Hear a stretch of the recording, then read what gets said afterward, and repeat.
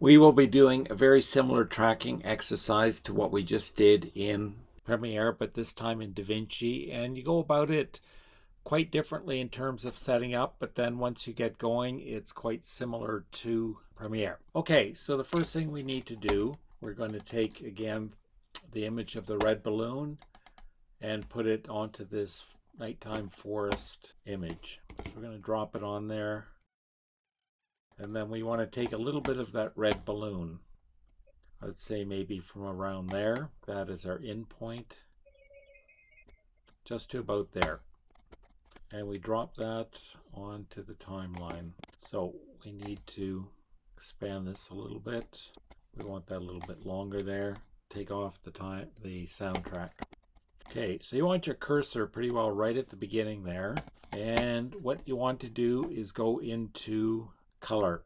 We'll find this box here, and what we need to do is go into this little button here. You go into the keying. The first thing we need to do is put a new node in here. This is a node that we could use for color or something else, so we'll create a new node. So it would be either Option or Alt S. Then you get a new node, and that's the node that we want to work with. That's where we'll apply the mask. So what we need here is we have to actually create another alpha connector. So you just connect on this and it says add alpha output. And then you stretch this along and you connect it. And what that will do will allow you to get rid of everything around the actual mask. Okay, so there's several different masks you can use. You could just use the pen tool, but in this case we're going to start with this is the ellipse tool. And then you can shrink this to fit.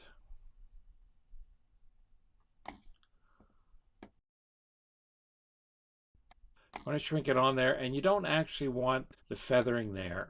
You can move it a little bit up and down. You can see this little ring here. When you move it, you get rid of a little bit of the feathering. Okay.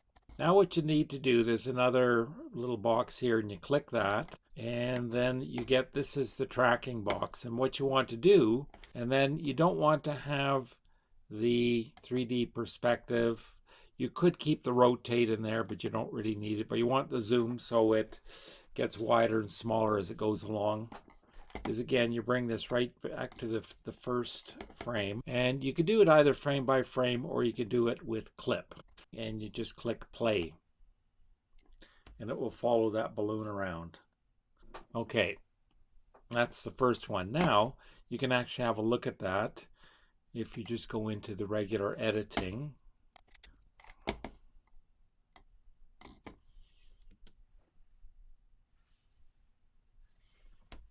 It nicely follows along very much like it did in Premiere.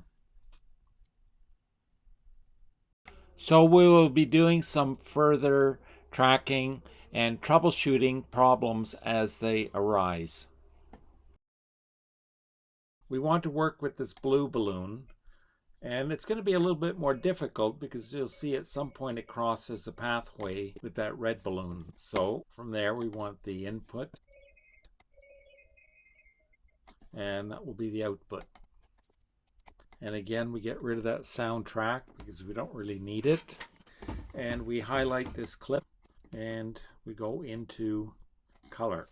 Move it ahead just one frame there. And once more, we want to put a new node in there, Alt or Option S.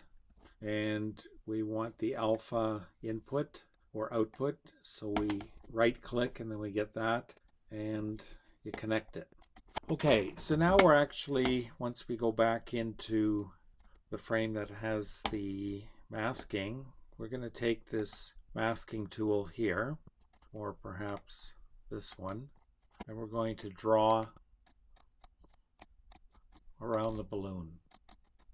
And you can take some of these and you can make them rounder or not. Now we're going to go back into the tracking, and at some point it's going to stop because it's going to intersect with the other balloon and it's not going to be sure what to do. Okay, so again, you click clip, you go to the beginning, and you press the track forward. You can see where the balloons cross paths, it stopped tracking properly, so now we will fix that. So you need to drag your cursor back to the exact point where the trouble started.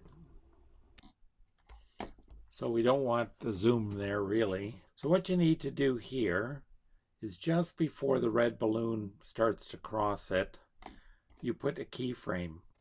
And then you advance this to the point where, to here, where it would have, in fact, you can actually move that even back a little bit. Some fine tuning of the position, a tiny bit more forward. Okay, and then you need to put another keyframe there. And from here on in, well, actually, you're going to put a frame there. Then you get the keyframe, go one more forward, move it to there, and then click on clip again, turn on zoom again, and then you're going to play forward from there. And we'll now play it track forward. So they're re-putting the zoom on it, followed the size of it. Okay, now we can do something here that's a little bit interesting. So the tracking loses track for a few frames, so we'll need to adjust it frame by frame. We're going to go frame by frame here and just have it on the red balloon for a little bit.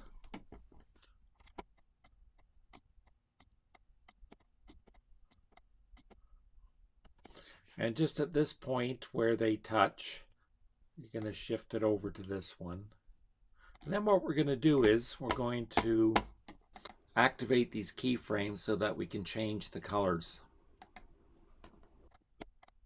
And we're going to go into the color.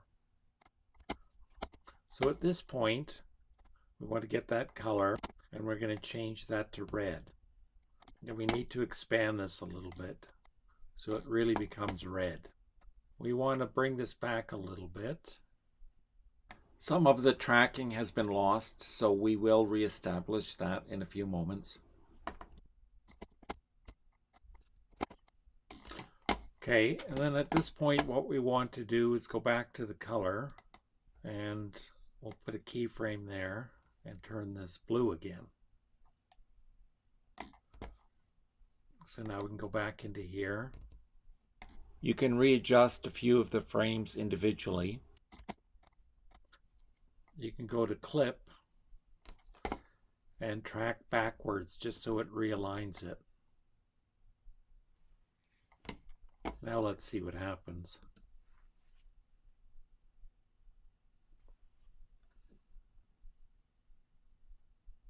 So you'll see what happened here is that as soon as it hit the other balloon, it changed colors.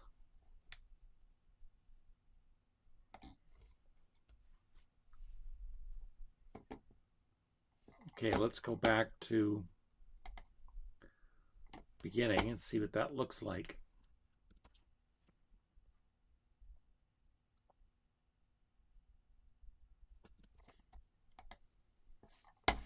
Now, if you'd really like to here, you can have it slowly move into another color.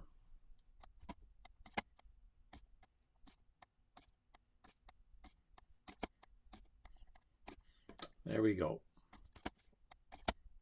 And you could probably fuzz this a little bit. So let's have a look at that.